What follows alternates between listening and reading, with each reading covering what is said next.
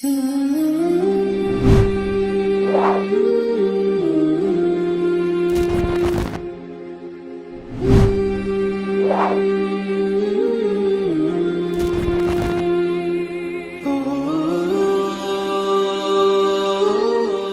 اللہ الرحمن الرحیم۔ مختصر القدوری کا چھٹا باب ہے کتاب الصلاۃ، سبق نمبر 6 میں خوش آمدید۔ آج کے سبق کے اندر ہم قیام اور رکوع کا طریقہ پڑھیں گے۔ عبارت دیکھ لیں، ترجمہ کرتے ہیں، پھر اس کی تشریح کرتے ہیں۔ وَيَعْتَمِدُ بِيَدِهِ الْيُمْنَى عَلَى الْيُسْرَى وَيَضَعُهُمَا تَحْتَ السُّرَّةِ ثُمَّ يَقُولُ سُبْحَانَكَ اللَّهُمَّ وَبِحَمْدِكَ وَتَبَارَكَ اسْمُكَ وَتَعَالَى جَدُّكَ وَلَا إِلَٰهَ غَيْرُكَ وَيَسْتَعِيذُ بِاللَّهِ مِنَ الشَّيْطَانِ الرَّجِيمِ وَيَقْرَأُ بِسْمِ اللَّهِ الرَّحْمَنِ الرَّحِيمِ وَيُسِرُّ بِهِمَا ثُمَّ يَقْرَأُ فَاتِحَةَ الْكِتَابِ وَسُورَةً مَعَهَا أَوْ 3 آيَاتٍ مِّنْ أَيِّ سُورَةٍ شَاءَ وَإِذَا قَالَ الْإِمَامُ وَلَا الضَّالِّينَ قَالَ آمِينَ وَيَقُولُهَا الْمُؤْتَمُّ وَيُخْفِيهَا ثُمَّ يُكَبِّرُ وَيَرْكَعُ وَيَعْتَمِدُ بِيَدَيْهِ عَلَى رُكْبَتَيْهِ وَيُفَرِّجُ أَصَابِعَهُ وَيَبْسُطُ ظَهْرَهُ وَلَا يَرْفَعُ رَأْسَهُ وَلَا يُنَكِّسُهُ وَيَقُولُ فِي رُكُوعِهِ سُبْحَانَ رَبِّيَ الْعَظِيمِ 3 وَذَلِكَ أَدْنَاهُ۔ عبارت آپ کے سامنے پڑھ دی ہے، اب اس کا ترجمہ دیکھ لیں، پھر تشریح کرتے ہیں۔ اور رکھے گا اپنے دائیں ہاتھ کو بائیں ہاتھ پر اور رکھے گا ان دونوں کو ناف کے نیچے، پھر یہ دعا پڑھے گا سبحانک اللہم وبحمدک وتبارک اسمک وتعالی جدک ولا الہ غیرک، اور پناہ مانگے گا اللہ تعالیٰ سے شیطان مردود سے، اور پڑھے گا بسم اللہ الرحمن الرحیم، اور آہستہ آواز سے پڑھے گا ان دونوں کو، پھر پڑھے گا فاتحۃ الکتاب اور ایک سورت اس کے ساتھ یا 3 آیات جس صورت سے وہ چاہے گا، اور جب امام کہے وَلَا الضَّالِّينَ تو کہے گا آمین، اور مقتدی بھی کہے گا، اور اس کو آہستہ پڑھے گا، پھر تکبیر کرے گا اور رکوع کرے گا، اور رکھے گا اپنے دونوں ہاتھوں کو اپنے دونوں گھٹنوں پر، اور اپنی انگلیوں کو کھول دے گا، اور اپنی پیٹھ کو پھیلائے گا، اور اپنے سر کو اٹھائے گا بھی نہیں اور جھکائے گا بھی نہیں،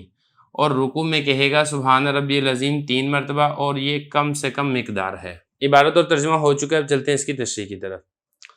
سب سے پہلے حضرت نے بتایا ہے کہ جب یہ قیام کے اندر کھڑا ہوگا تو اپنے دائیں ہاتھ کو بائیں ہاتھ پر رکھے گا۔ اس کے رکھنے کا طریقہ کیا، میں آپ کو طریقہ تھوڑا سا بتا دیتا ہوں تاکہ بات سمجھنی ذرا آسان ہو جائے۔ دیکھیں، یہ جو آپ کا دائیں ہاتھ ہے، اس کی یہ جو ہتھیلی ہے، اس کو آپ نے اپنا یہ جو آپ کا بائیں ہاتھ کا یہ جو جوڑ ہے، جہاں سے آگے بازو شروع ہوتا ہے اور آگے ہاتھ ہے، اس کے جوڑ پر آپ نے اس طریقے سے رکھنا ہے، یا آپ اس طریقے سے رکھیں گے اس کو، اور پھر یہ جو آپ کا انگوٹھا ہے اور یہ جو سب سے چھوٹی انگلی ہے، اس کو ہلکا بنا کر آپ نے اس طریقے سے اپنی کلائی کو پکڑ لینا ہے، یا آپ اپنی کلائی کو پکڑ لیں، اور جو 3 انگلیاں ہیں اس کو آپ اس طریقے سے اپنی کلائی پر رکھ دیں۔ یہ طریقہ ہے دائیں ہاتھ کو بائیں ہاتھ پر رکھنے کا، اس کا آپ نے خیال رکھنا ہے۔ نمبر 1 تو یہ فرمایا کہ اپنے دائیں ہاتھ کو بائیں ہاتھ پہ رکھے گا، وَيَضَعُهُمَا تَحْتَ السُّرَّةِ، اور ان دونوں ہاتھوں کو ناف کے نیچے باندھے گا۔ دیکھیں 3 چیزیں ہیں، ایک ہے ناف سے اوپر، اور ایک ہے ناف کے اوپر، اور ایک ہے ناف سے نیچے۔ تو ناف سے اوپر بھی نہیں آپ نے باندھنے کہ آپ کے ہاتھ اوپر ہوں اور آپ کی ناف نیچے ہو، ایسا بھی نہیں کرنا، اور ناف کے بالکل اوپر آپ نے اپنے ہاتھ بھی نہیں باندھنے کہ جو آپ کی ناف ہے وہ آپ کے دونوں ہاتھوں کے درمیان ہو، ایسا بھی نہیں کرنا۔ تیسری صورت یہ ہے کہ آپ کی ناف اوپر ہو اور آپ کے ہاتھ نیچے ہوں، اس طریقے سے آپ نے باندھنے ہاتھ۔ باندھنے کا طریقہ کیا وہ میں آپ کو بتا چکا ہوں کہ یہ والی جو ہتھیلی کا ٹکڑا ہے، حصہ دائیں ہاتھ کا، یہ آپ نے بائیں ہاتھ کے جو جوڑ ہے اس پر رکھنا ہے، اور انگوٹھے جس کو ابہام کہتے ہیں عربی میں، اور یہ جو آخری انگلی ہے اس کے ساتھ پکڑ لینا ہے کلائی کو، اور جو 3 انگلیاں ہیں اس کو آپ نے اپنی کلائی پر رکھ لینا ہے۔ تو یہ فرمایا، اب ذرا عبارت کو دیکھ لیں، رکھے گا اپنے دائیں ہاتھ کو بائیں ہاتھ پر، یہ جو ہی ضمیر ہے یہ اس آدمی کی طرف لوٹ رہی ہے جو رکھے گا، وَيَضَعُهُمَا، اور ان دونوں کو رکھے گا۔ یہ جو ہما ضمیر ہے یہ یمنا اور یسرا کی طرف لوٹ رہی ہے کہ جو دونوں ہاتھ ہیں آپ کے قیام میں وہ تحت السرہ، ناف سے نیچے ہونے چاہیے۔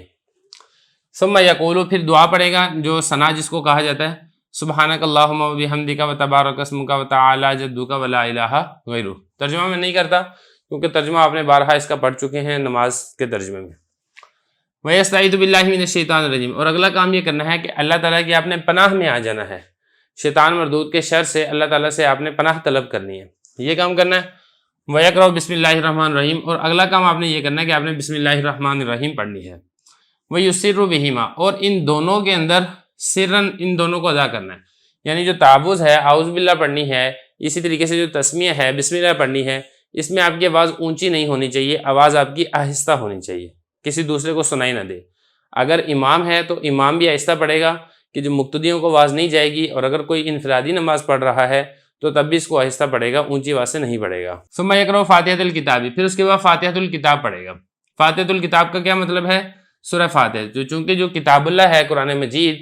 اس کا آغاز سورہ فاتحہ سے ہوتا ہے، تو اسی لیے سورہ فاتحہ ہی کتاب اللہ کو، قرآن مجید کو کھولنے والی ہے، تو اس لیے اس کو فاتحۃ الکتاب کہا جاتا ہے۔ تو پہلے تعوذ پڑھنی ہے، پھر تسمیہ پڑھنی ہے، پھر اس کے بعد فاتحۃ الکتاب یعنی سورہ فاتحہ یہ پڑھنی ہے۔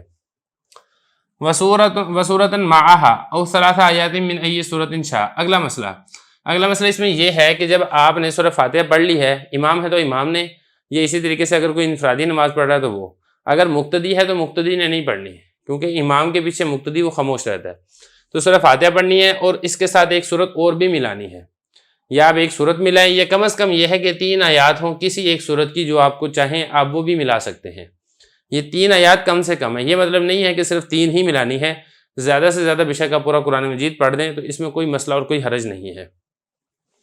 تو یہ فرمایا کہ فاتحۃ الکتاب پڑھے گا اور ایک سورت ملائے گا، اس کے ساتھ یہ جو ہا ضمیر ہے یہ لوٹ رہی ہے اس فاتحۃ الکتاب کی طرف، او ثلاث آیات یا پھر 3 آیات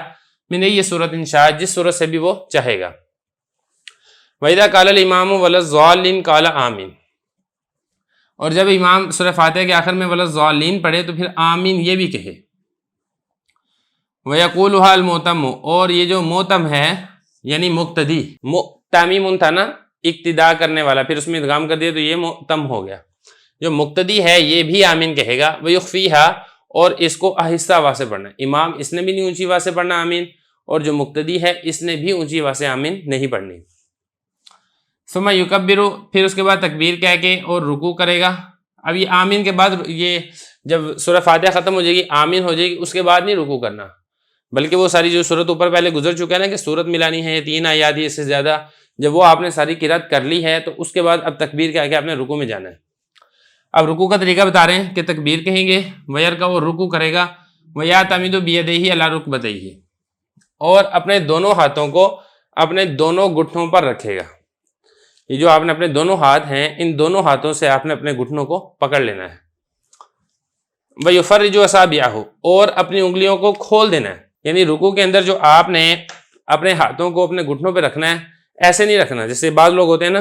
وہ ایسے ہاتھ رکھ دیتے ہیں گھٹنوں پہ، ایسے نہیں کرنا، بلکہ اپنی انگلیوں کے جو پور ہیں ان کو آپ کھول لیں، اور کھولنے کے بعد آپ اپنے گھٹنوں کو پکڑیں۔ وَيَبْسُطُ ظَهْرَهُ، اور اپنی پیٹھ کو پھیلا لیں۔